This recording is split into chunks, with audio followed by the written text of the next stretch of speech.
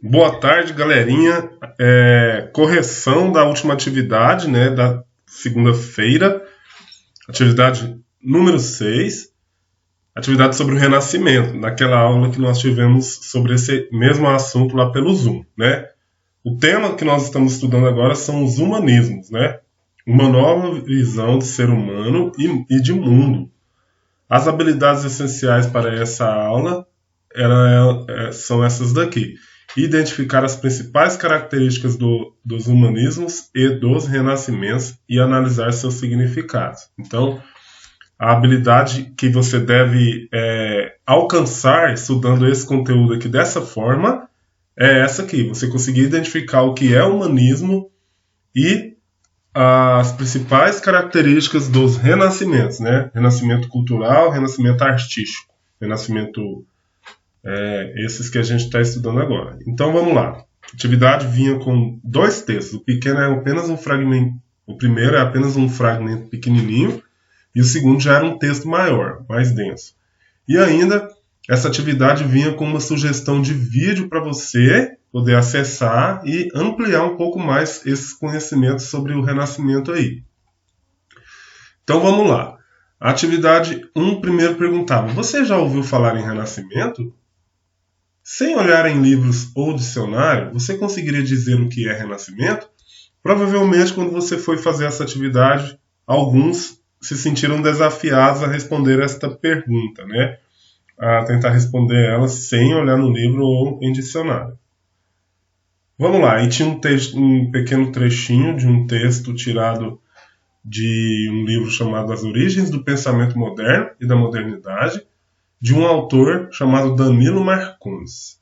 Aí, a pergunta era: responda de acordo com o fragmento do texto. Letra A. Qual o motivo de ter sido usado o nome de Renascimento para o novo estilo ou movimento artístico que surgiu no século XIV? Olha a resposta. Renascimento na história se refere a um renascimento que é uma apropriação e ressignificação. Diga-lhes que o que é resgatado são escritos e conceitos da arte greco-romana envolta pelo ideário cristão, que ocorria uma mudança, que vinha a contrapor o mundo medieval, inspirando-se em ideias da antiguidade clássica, princípios e valores greco-romanos mais ressignificados. Ou seja, eles pegaram aquele significado da arte, da literatura, que era praticado na Grécia e na Roma antiga, que havia sido abandonado na Idade Média, e renasceram, ou seja, trouxeram de volta aquele pensamento, mas só que ressignificado. Como assim? Ele agora tem influência do cristianismo. Então, a filosofia grega, né? A arte grega, né? A arte romana, tudo aquilo que era praticado naquelas civilizações, vai ser praticado novamente, mas agora com influência do cristianismo, né? Com influência da Igreja Católica, com influência do catolicismo. Então, ressignificado, com um novo significado. Beleza? Letra B. Mais tarde, a expressão Renascimento, que representava um movimento artístico, teve sua dimensão expandida para um movimento de mudança de ideias, de pensamento humanismo, associado à ascensão burguesa, que passou a ser usada para representar todo um período histórico. Qual o período que ele representa? E quando, em que obra escrita, por quem foi utilizada pela primeira vez? Então, esse período do Renascimento, ele representa os séculos XIV e o século XV e o século XVI. Portanto, é ali de 1401 até 1599, 1600. Então, é do século XV ao século XVI. Portanto, 2 séculos aí, período do Renascimento. Esse nome, ele se origina da obra do historiador de arte Jacob Burckhardt, A Civilização do Renascimento na Itália. Essa obra escrita em 1860. Né? Então, esse tema Renascimento surge na Itália, né? E ele ocorre ali do século XV até o século XVI. Agora, a atividade ali ia aprofundar um pouco mais, né? Você ia ler um texto sobre o humanismo renascentista. Não era muito grande o texto. Olha a imagem aqui do homem vitruviano e do pensador. Depois eles te deram uma videoaula para você acessar. Vamos lá. Número 2. De acordo com o texto e o vídeo, o que o período do humanismo renascentista valorizou e quais eram suas principais características?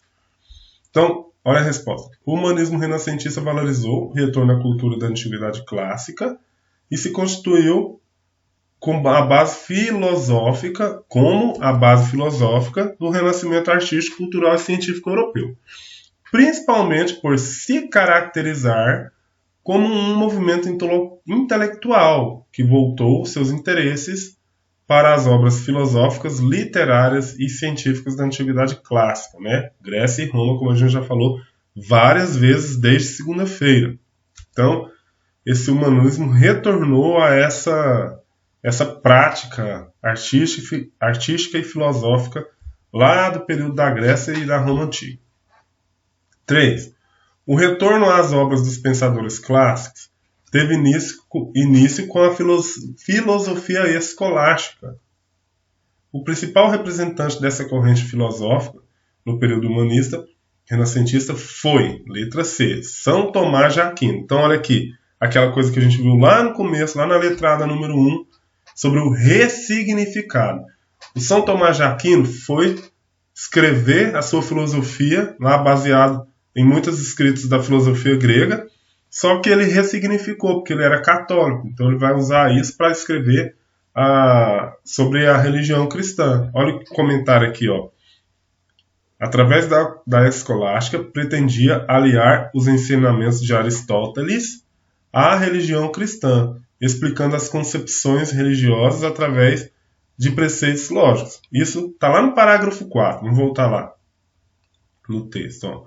Primeiro parágrafo, segundo parágrafo, terceiro, quarto parágrafo. É esse aqui. Ó. É bem aqui que fala do São Tomás de Aquino. Tá bom? Depois você volta no texto e lê. É isso que você não entendeu. Vamos para a número 4. O renascimento cultural, artístico e científico ocorreu na Itália, e as ideias humanistas e os ideais humanistas e a ideia humanista, aqui acho que precisava fazer uma correção, né? Erraram na hora de fazer. Ganhou destaque na Europa no século XIV. No século XIV, o humanismo ganhou destaque entre os pensadores renascentistas. Foi no século XIV. Isso você encontrava lá no segundo parágrafo do texto. Vamos voltar lá. Olha lá, ó. Exatamente aqui, ó. Durante o renascimento cultural, artístico e científico, que ocorreu na Itália no século XIV, o humanismo ganhou destaque entre os pensadores renascentistas.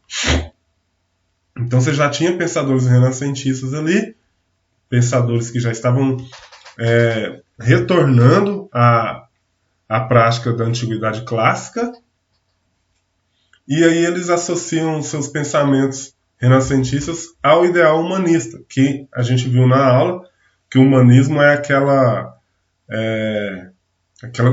corrente de pensamento que começa a trazer o homem para o centro, né, das coisas. Né? Então, deixou-se de se praticar o teocentrismo e passou-se a praticar o antropocentrismo. Né? A gente viu isso na nossa aula pelo Zoom de segunda-feira. Número 5. Não há dúvida de que, cultural e artisticamente, o período do Renascimento foi uma parte importante da história do mundo. De acordo com o texto e observando a imagem a seguir, descreva como o homem passou a ser visto e representado no período do humanismo. Então, o texto, né, que a gente viu e a imagem é essa do homem vitruviano e do cara aqui pensando. Então vamos lá para a resposta. Por meio do humanismo, o homem passou a ser visto como imagem e semelhança do seu Criador, Deus, tornando-se a medida de todas as coisas. No sexto parágrafo fala sobre isso. Ó. Vou contar de novo. Primeiro, segundo, terceiro, quarto, quinto, sexto. Olha aqui. Ó. Vamos ver o que o sexto parágrafo está falando? Por meio do humanismo, o homem passou a ser visto como imagem e semelhança de Deus, seu Criador, tornando-se a medida de todas as coisas. Os humanistas romperam com o teocentrismo, a ideia de que Deus era o centro de todo o universo e de toda a vida humana, e passou a prevalecer a ideia do antropocentrismo, o homem no centro do universo e da vida humana. Certo? Continuando. Nesse período acreditava-se que, a partir dos estudos da anatomia humana, poderia-se compreender todo o movimento do mundo, ou todo o funcionamento do mundo, pois o corpo representava em si toda a perfeição da natureza. Vamos para a sexta. Olha aí o homem vitruviano de novo. Sexta. Os humanistas romperam com o teocentrismo. De acordo com os textos, o que é teocentrismo? Letra C. A ideia de que Deus era o centro de todo o universo e de toda a vida humana. Então a resposta correta era a letra C, né? Aqui está o comentário e isso foi retirado lá do sexto parágrafo. Não vou ler de novo, que eu acabei de ler isso. 7. O glossário. Vamos para o glossário aqui. O que significa antropocentrismo? O homem no centro do universo e da vida humana. O que é escolástica? Termo que significa pensamento da escola. Representa o pensamento difundido nas universidades europeias a partir da Baixa Idade Média.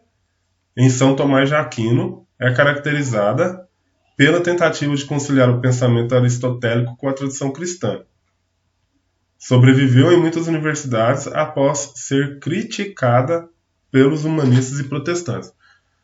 Pensamento aristotélico. De onde vem isso? De Aristóteles. Quem era Aristóteles? Aristóteles era um filósofo grego.